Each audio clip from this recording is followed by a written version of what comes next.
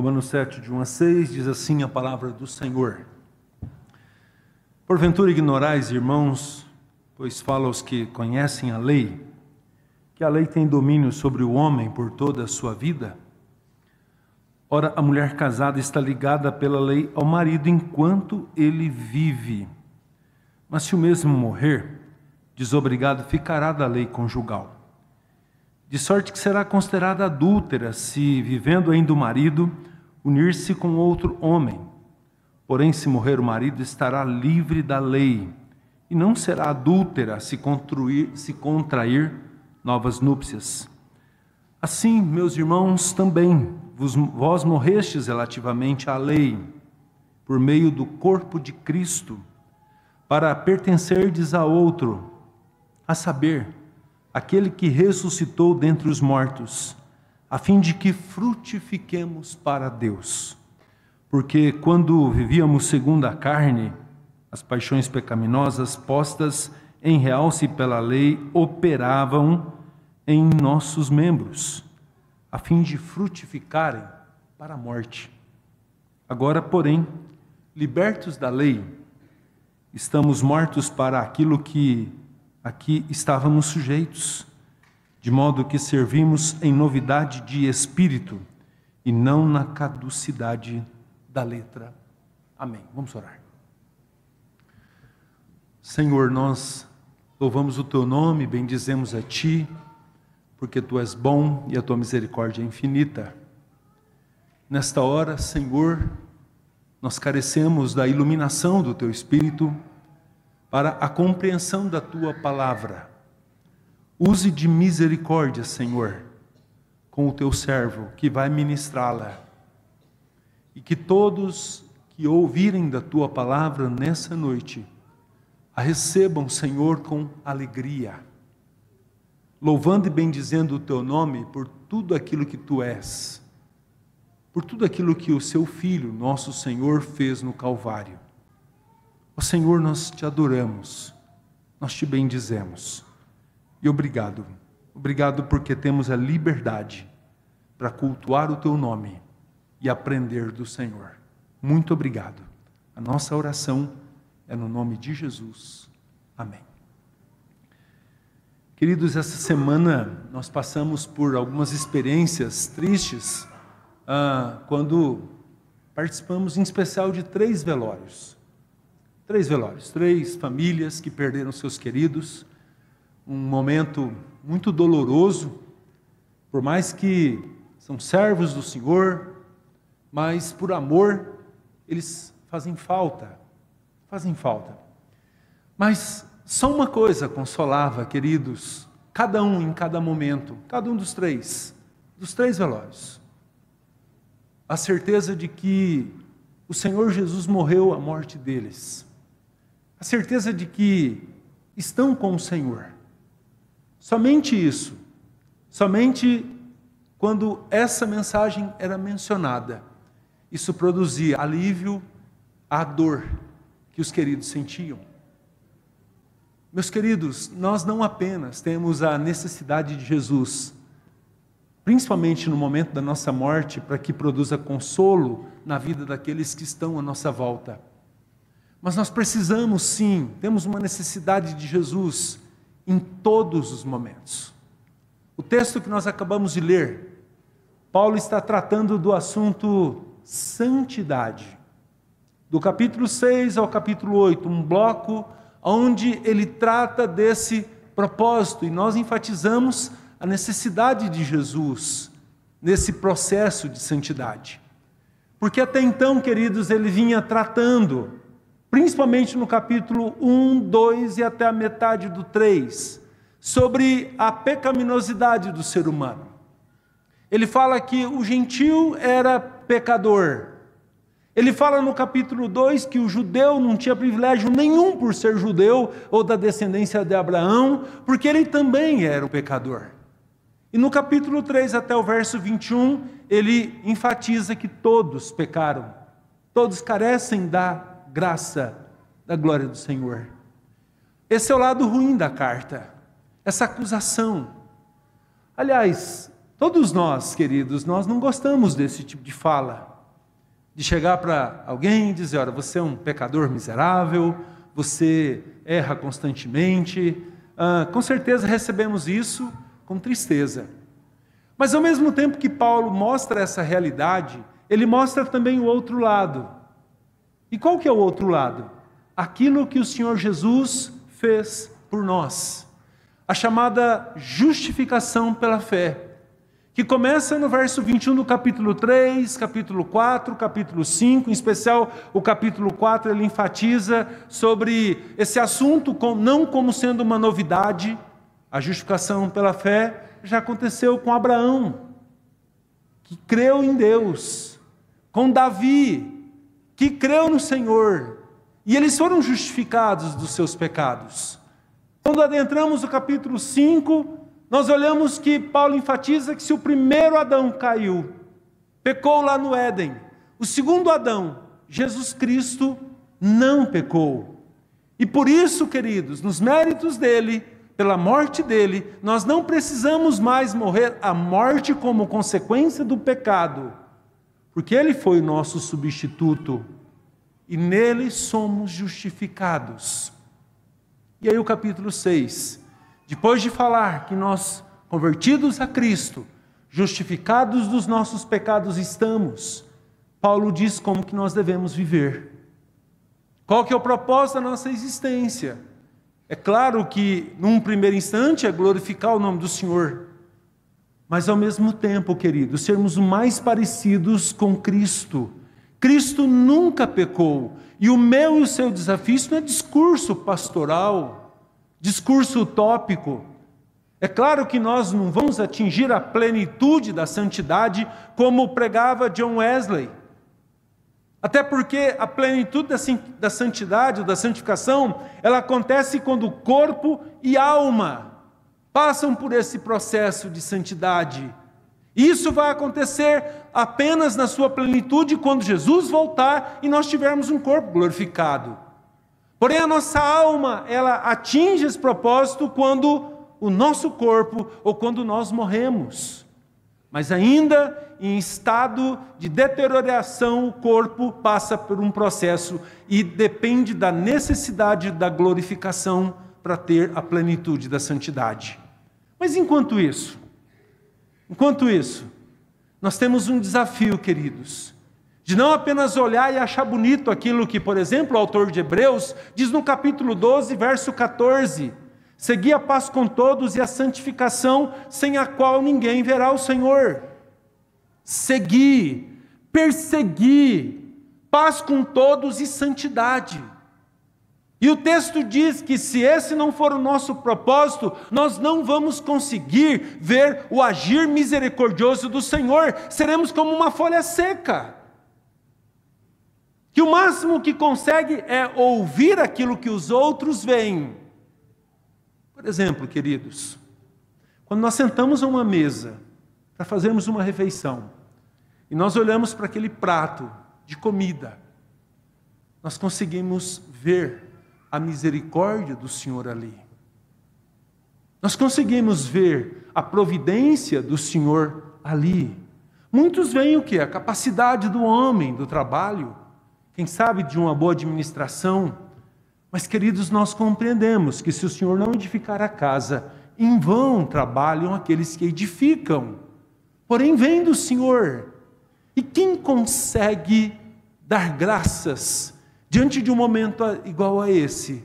Aquele que de fato, queridos, luta para que se afaste progressivamente do pecado.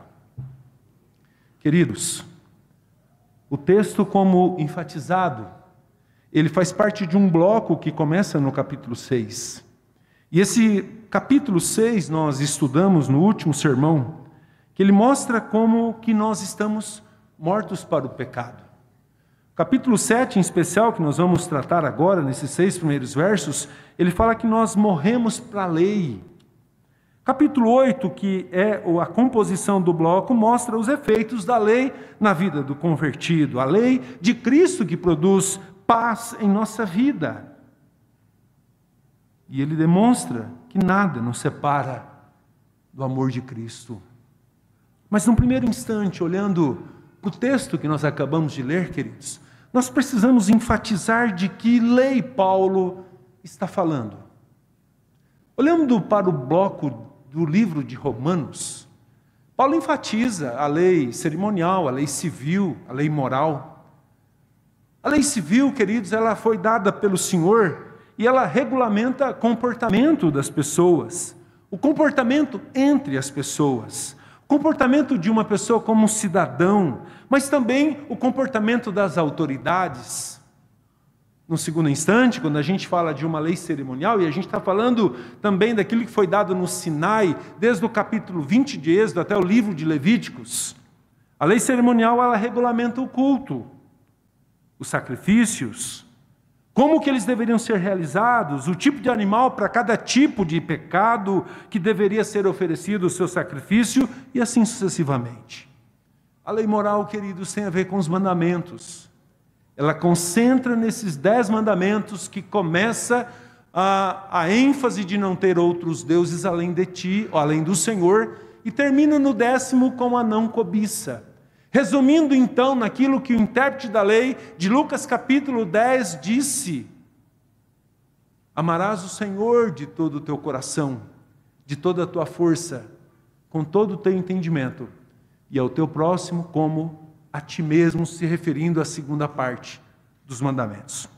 A lei que está na mente do apóstolo aqui é a última, a lei moral, que o judeu, querido, entendia muito bem, que para muitos daqueles judeus aproximavam, e isso erroneamente, aproximavam eles do Senhor. E se esse fosse o requisito, com certeza nenhum deles nunca se aproximaram do Senhor. Por quê? Porque sempre nós erramos. No segundo instante, queridos, olhando para o texto, nós levantamos o conceito que Paulo lança no verso 1 e que permeia todo o capítulo 7.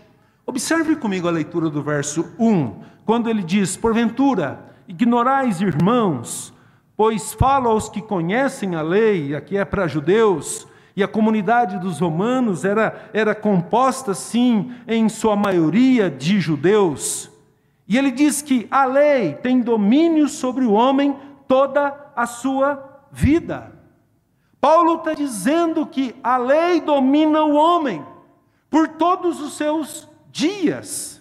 Essa fala era muito enfatizada, querido, entre os judeus, desde criança, que decorava a lei, decorava o decálogo. E Paulo enfatiza justamente para eles que conheciam a lei. Eles tinham a lei como referência em todas as fases de sua vida, não só enquanto decoravam enquanto crianças, mas também na sua fase adulta e até a sua velhice. Os judeus viviam para não transgredir a lei.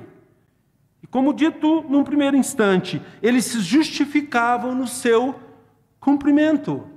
Só que, queridos, ela nunca produzia a paz dessa aproximação do Senhor que nós temos por meio de Jesus. Tanto é que a gente observa um jovem rico.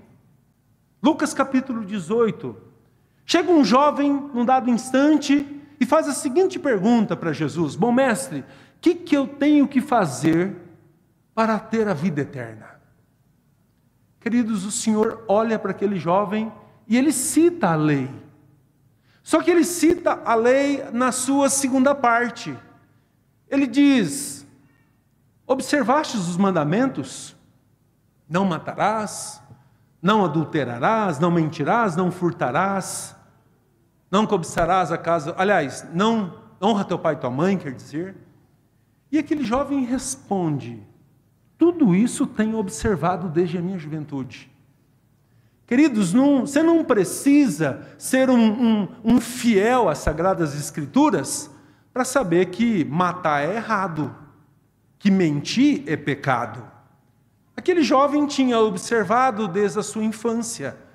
E Jesus olha para ele, desnuda a sua alma e vê no centro da sua existência um Deus chamado dinheiro. E ele diz para aquele jovem: vende tudo o que você tem, dá aos pobres e me siga. O que o Senhor Jesus disse para aquele jovem naquela hora não foi agradável para ele. Mas o que estava por trás da fala de Jesus foi: não terás outros deuses além de mim, não farás ídolos para adorá-lo, não tomarás o meu nome em vão, e lembra-te do dia de descanso para o santificar. Porque o que Jesus disse para o jovem é: arranca esse Deus dinheiro do trono da tua existência, porque é aí que eu tenho que sentar, para que essa dúvida terrível sua, da falta de certeza de vida eterna, ela seja dissipada. Mas diz a Bíblia, meus irmãos, que ele foi embora triste. Por quê? Porque era riquíssimo. Porque esse Deus dominava a sua vida. E ele sai com a mesma dúvida. A mesma dúvida. O judeu tinha isso. Ele não queria transgredir a lei. Ele achava que por ela ele seria salvo. E o apóstolo enfatiza que essa lei exerce domínio sobre a vida do ser humano enquanto ele vive. A lei mostra atitudes que o ser humano devem e não devem praticar. Mas Jesus, explicando sobre a lei, por exemplo, quando ele fala de adultério, no capítulo de número 5, versos 27 e 28 de Mateus, ele fala que transgredir o 7º mandamento não acontece apenas pela prática, mas pelo pensamento. Meus irmãos, sabedores que a lei mostra não apenas o erro, mas também as consequências do erro. E diz Paulo em Romanos 6, o último verso do capítulo 6, ele diz que o salário do pecado é a morte. A conclusão é: não há solução para o ser humano, pois a lei apenas o condena. A sujeição do homem à lei o coloca apenas na condição de morte. A lei só produz morte, pois ela é fria, condena o culpado, condena o transgressor. Mas a lei continua exercendo domínio sobre a vida do ser humano enquanto ele vive, diz Paulo. E aí, num terceiro instante, depois de falar de que lei, depois de falar que ela exerce o domínio sobre o homem enquanto ele vive, num terceiro instante, Paulo traz um exemplo que produz esperança. Observe comigo os versos 2 e 3 da palavra do Senhor. Ora, a mulher casada está ligada à lei, ao marido, ou pela lei ao marido, enquanto ele vive. Mas se o mesmo morrer, desobrigada ficará da lei conjugal, de sorte que será considerada adúltera, se vivendo ainda o marido, unir-se com outro homem. Porém, se morrer o marido, estará livre da lei, e não será adúltera se contrair novas núpcias. Claro que o propósito não é falar sobre casamento aqui, mas ele cita um exemplo, ele faz uma analogia, e ele cita assim como começa o texto, ou, ora, ele está citando isso como um exemplo. E ele diz que a mesma situação é a do casamento. Ele diz que o marido e a mulher estão ligados pela lei. A lei conjugal dita que o compromisso assumido entre os dois só pode ser quebrado, interrompido, com a morte de uma das partes. É aquilo que nós prometemos no casamento, até que a morte os separe. O texto diz que se essa parte, ou uma das partes, contrair núpcias com o outro, está praticando adultério. Está ligado ao marido ou à esposa enquanto este viver. Mas se morrer o marido, e aqui Paulo começa a trazer uma esperança. Se o marido morrer, estará livre para contrair novas núpcias, diz Paulo no texto. Paulo cita o exemplo do casamento para dizer que enquanto estamos vivos, estamos sujeitos à lei. Adulteramos se constituirmos casamento estando o cônjuge vivo. Portanto, o que Paulo lança aqui no exemplo é que a esperança está na morte. Na morte. Num quarto instante, queridos, olhando para o verso 4, Paulo então explica o exemplo. Observe comigo, verso 4. Assim, meus irmãos, também vós morrestes relativamente à lei por meio do corpo de Cristo, para pertencerdes a outro, a saber, aquele que ressuscitou dentre os mortos, a fim de que frutifiquemos para Deus. As expressões assim, também, morremos para a lei, mostra-nos que há sim a esperança. E o que Paulo está querendo dizer com essa metáfora? Com o exemplo do casamento. A princípio, queridos, ele está dizendo que a lei aqui é o marido, o homem. E esse marido, homem, quando você pega esse exemplo e vai para os comentaristas, queridos, que nós temos, principalmente quando você olha para John Stott, ele diz que esse marido ou essa lei é perfeita.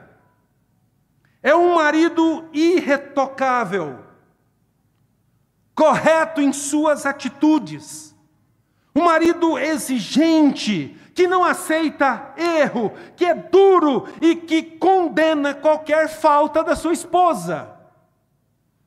É irretocável, sistemático, um marido perfeito. Mas nessa mesma condição, na mesma metáfora, ele fala da esposa. E essa esposa, queridos, somos nós. Nós, cheios de defeitos, desleixados, erramos em todos os momentos, maldosos, toda hora somos chamados a atenção pela palavra de Deus e com razão. Como esposa, poderíamos exemplificar o arroz que queima, a casa suja, a louça por lavar, criança chorando. Somos um caos. E aqui, queridos, qualquer semelhança é apenas uma mera comparação. Ou seja, como esposa, vivemos oprimidos, sentindo com razão culpados o tempo todo. Só choro, angústia, medo, tristeza, dor. Somente uma maneira de nos libertarmos deste caos que é o casamento: a morte do marido. A morte do marido. Eu fico imaginando, e eu me lembro do pastor Augustus fazer uma citação, que se isso fosse uma novela, ou quem sabe um filme, roteiro perfeito, a mulher colocando chumbinho na comida do marido. Estou dando ideia que não, viu, meus irmãos? De forma alguma. Mas de repente, a coisa muda de figura, porque o enredo não é de uma novela, e de nenhum filme. O enredo bíblico, queridos, quem morre nesse enredo não é o marido. Quem morre nesse enredo é a esposa. O perfeito, o marido todo certinho, continua vivo. Quem morre nesse casamento? Quem morre nesse casamento somos nós. Mas como que isso acontece, pastor? Observe o que diz no verso: vós morrestes, verso 4, relativamente à lei por meio do corpo de Jesus. O nosso representante legal, o Senhor Jesus Cristo, morreu a nossa morte, morreu em nosso lugar. A lei perde o seu domínio, pois para a lei morremos juntamente com Cristo. Somos crucificados com Jesus. Mas no mesmo verso 4, meus irmãos, não apenas morremos, mas com Ele também ressuscitamos. E nós contraímos núpcias novamente. Observe que diz: para pertencerdes a outro, aquele que ressuscitou dentre os mortos, Jesus. Contraímos novas núpcias. A graça pela fé em Cristo nos alcançou. E um novo casamento acontece, diz Paulo. Entendem por que ele diz que com a morte a lei deixa de ter o domínio sobre nós, olhando para o pano de fundo da analogia do casamento? A esposa morreu, acabou o domínio, acabou. Em quinto lugar, nos dois últimos versos do texto lido, os versos 5 e 6, Paulo faz um resumo dessas duas situações. Olha o primeiro deles. Porque quando vivíamos segundo a carne, as paixões pecaminosas, postas em realce pela lei, operavam em nossos membros, a fim de frutificarem para a morte. Debaixo da lei, diz Paulo, nós vivíamos segundo a carne, as inclinações da nossa carne. Éramos escravos do pecado. As paixões pecaminosas, elas se destacavam pela lei, acusados por ela e culpados, porque certamente errávamos e erramos. Ele ainda diz que frutificávamos para a morte. E que frutos são esses? Iras, raivas, amarguras, invejas. Mas nesse mesmo propósito, agora no verso 6, libertos da lei, diz Paulo, morremos para a lei. A esposa morreu, mas essa esposa ressuscitou pela fé em Cristo. E nós, como servos do Senhor, ressuscitamos para uma novidade de vida. E nós servimos ao Senhor em novidade de espírito. É o Espírito de Deus que habita em nós pela fé em Jesus. Nós não vivemos mais na velhice da letra, mas nós vivemos debaixo da graça do Senhor, iluminados pelo Espírito Santo do Senhor. Diante dessa exposição, eu trago, queridos, algumas conclusões. A primeira delas: sem Cristo é impossível desenvolvermos santidade. O que significa isso, queridos? É claro que a conversão, e a conversão implica em fé e arrependimento, meus irmãos, ela, nesse momento que reconhecemos a Jesus, a semente da santidade é plantada no nosso coração. Nós temos sim a necessidade do Senhor Jesus e ao exemplo dele, e diante da palavra dele, andarmos e vivermos. E observando, queridos, a palavra de Deus, em especial esse capítulo, por mais que seja ou que haja esforço, nós nunca vamos conseguir cumprir a lei.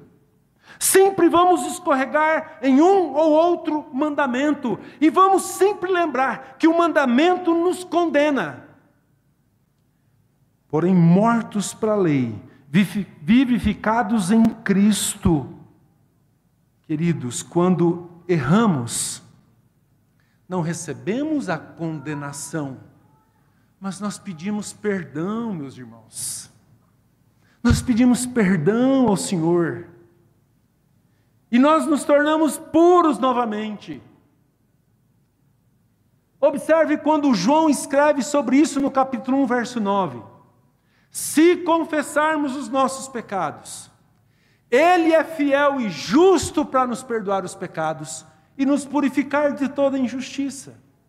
O que João está dizendo? Que se confessarmos ou declararmos a Deus os nossos pecados, Ele aplica fidelidade e justiça, porque Ele prometeu, e Ele é fiel à sua palavra, e Ele cumpre, e Ele diz que se o meu povo que se chama pelo meu nome, se humilhar, orar e me buscar, e se converter do seu mau caminho, eu ouvirei dos céus, perdoarei os seus pecados e sararei a sua terra. E é nesse momento em que nós confessamos os nossos pecados que João lembra. Deus aplica fidelidade e justiça. No quê? No perdão. Perdão é a ausência da culpa, diz John Stott. Mas ele não fica apenas na ausência da culpa. Ele nos purifica de toda injustiça. E a palavra utilizada para injustiça é adikias. É a mesma palavra no grego para pecado. Ele não apenas nos perdoa dos nossos pecados, mas Ele nos purifica dos nossos pecados. Daí a necessidade, queridos, de confessarmos os nossos pecados em nome do Senhor Jesus. No nome de Jesus, Deus lembra que o sacrifício, por conta dos nossos pecados, foi realizado. E nos méritos do Senhor Jesus nós temos perdão. Não existe santidade sem Cristo. Segunda conclusão. A morte para a lei não é sinal verde para pecarmos. Não, já estou livre da lei, pastor. Já morri para a lei. Estou nem aí para ela. Vou fazer o que eu quiser. Para onde meu nariz apontar? De forma alguma. E por 2 vezes Paulo escreve isso no capítulo 6, se você puder observar o verso 1, e também logo após o verso 15. Eu vou ler apenas o verso 15. Diz assim: e daí? Havemos de pecar porque não estamos debaixo da lei, e sim da graça? Qual que é a resposta de Paulo? De modo nenhum. Sem chance. Mas por que, pastor? O que ele está querendo dizer? Queridos, a nossa fé em Cristo, a nossa conversão, nos leva a sermos o mais parecido possível com o nosso Mestre. E se não nos incomodarmos com o pecado, é sinal evidente da falta de conversão.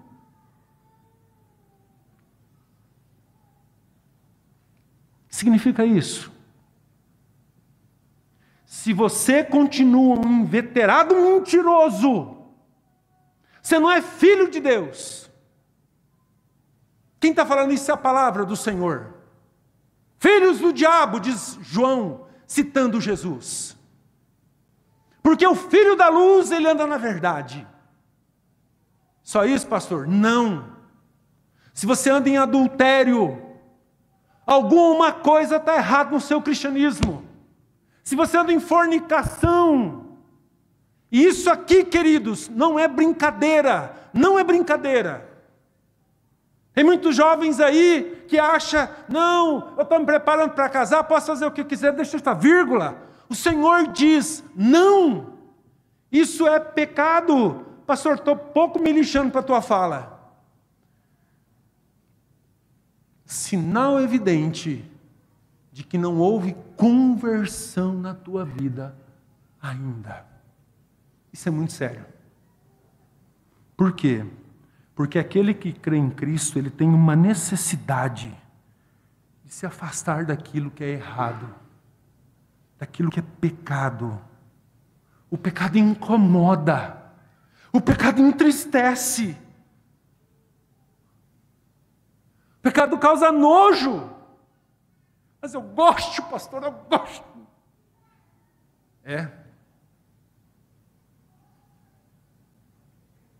Presta bastante atenção. Quem é Jesus para você? Segunda conclusão, a morte para a lei não é sinal verde para pecarmos, de forma alguma. Terceira e última conclusão.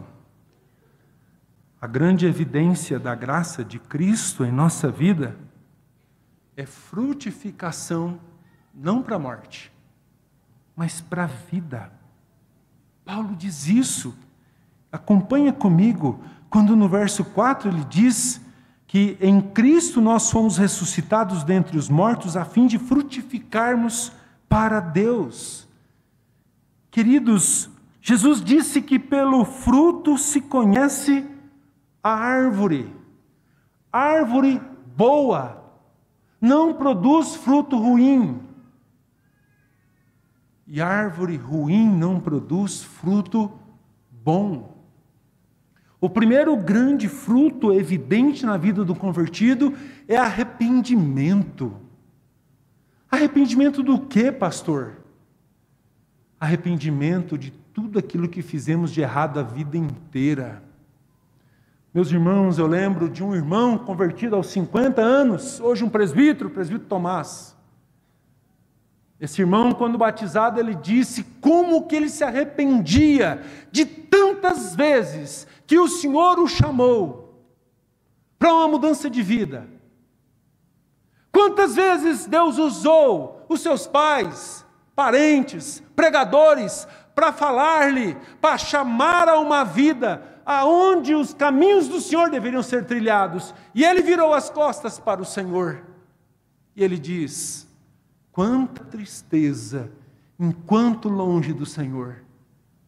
Mas Deus foi misericordioso e aos 50 anos ele compreendeu isso. Você não precisa chegar aos 50 para compreender que o Senhor te chama, para andar nos seus caminhos, para tê-lo como modelo de vida, como exemplo, e para frutificar, não para a morte.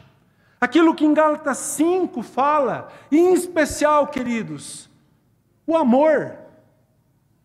O amor que é tão citado em poemas, em músicas. Deixa eu falar uma coisa para ti. Só há amor quando há fé no Senhor Jesus. Exemplo, João 15 fala sobre a videira verdadeira. E Jesus diz que Ele é a videira verdadeira. E que nós somos os ramos. E o fruto que o ramo produz, ligados à videira verdadeira, é amor. Amor. Amar a Deus sobre todas as coisas. Amar o próximo como a nós mesmos. Talvez uma aplicação nesse ponto seja necessário, principalmente para quem está pensando em casar. Pensando em casar. Presta atenção se aquele seu pretendente ou a sua pretendente é crente. Sabe por quê? Que só haverá amor se ela for crente. Se ela ter Jesus como seu Salvador. Se ela estiver ligada à videira verdadeira. Olha, pastor, como assim? Mas ela é bonita, ela é simpática. Isso passa. Passa. E o que permanece? Você está achando, você, homem, que escolhe uma moça só pela beleza, talvez por atributos que ela tenha, que isso vai perdurar, e quando você ficar barrigudo, chato, ela vai continuar falando, meu amor, meu querido, meu bem. Só se Jesus Cristo for Senhor e Salvador da vida dela, porque é o amor que Paulo diz em 1 Coríntios 13, é o amor sacrificial, amor de Deus, que diz que tudo suporta, tudo crê, tudo espera, não age de maneira errada, está lá 80, 90 anos de idade, já sem dentes, eu te amo, pode acreditar que é verdadeiro, que vem do Senhor. Sabe, meus queridos, muitos embarcam numa barca furada, e o primeiro ano é ano de divórcio, de tristezas, de angústias. Observe se de fato os frutos, ou o fruto daquele que está ligado à videira verdadeira, que é Jesus, está evidente nesta vida.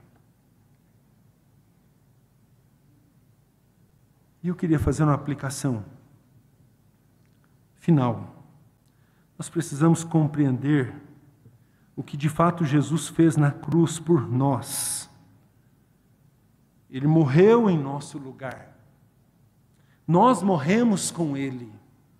Ele ressuscitou e pela fé em Jesus também nós ressuscitamos.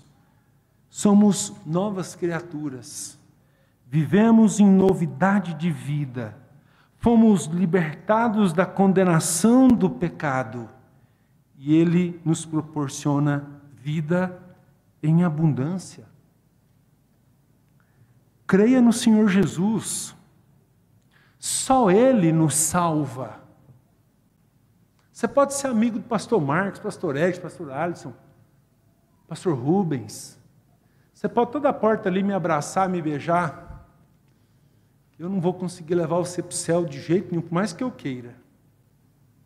Mas é a sua fé em Jesus que te concede, ou que concede, essa graça, essa certeza. E eu encerro. Isso é tão importante, que quando você morrer, a sua família só estará consolada, como eu vi naquelas 3 famílias essa semana, se de fato você crê em Jesus e ter Ele como seu Senhor e Salvador. Ao contrário disso, meu pai era um ordinário pastor, terrível, pecador inveterado. É choro, choro que não se acaba, eterno. Mas se você tiver a mesma alegria que eu tive de ver, por exemplo, a minha mãe na UTI, todo o tempo confessando a Jesus como Senhor, queridos, foi muito triste e é triste para nós a morte dela. Mas o que consola o meu coração, o coração do meu pai e dos meus irmãos, é saber que ela está com o Senhor. E é compreendendo o que Jesus fez lá na cruz, que isso nos trará essa certeza. Eu pergunto para você, você crê que Jesus morreu a sua morte? Você crê que Jesus ressuscitou? E você também, a partir da sua fé nele, vive uma novidade de vida? Que Deus te abençoe. Que Deus te conceda essa graça. Feche os seus olhos.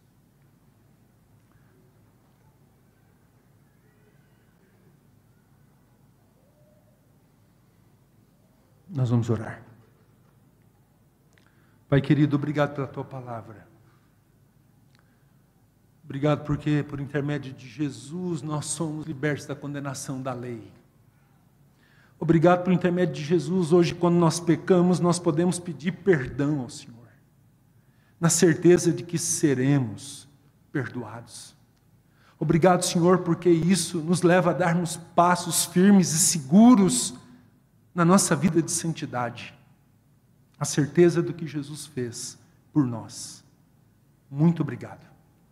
Muito obrigado porque somos um povo privilegiado, lavados e remidos pelo sangue do Cordeiro. E eu peço ao Senhor, não permita, Senhor, flertarmos com o pecado. Não permita-nos, ó Deus, fazermos qualquer coisa que te entristeça.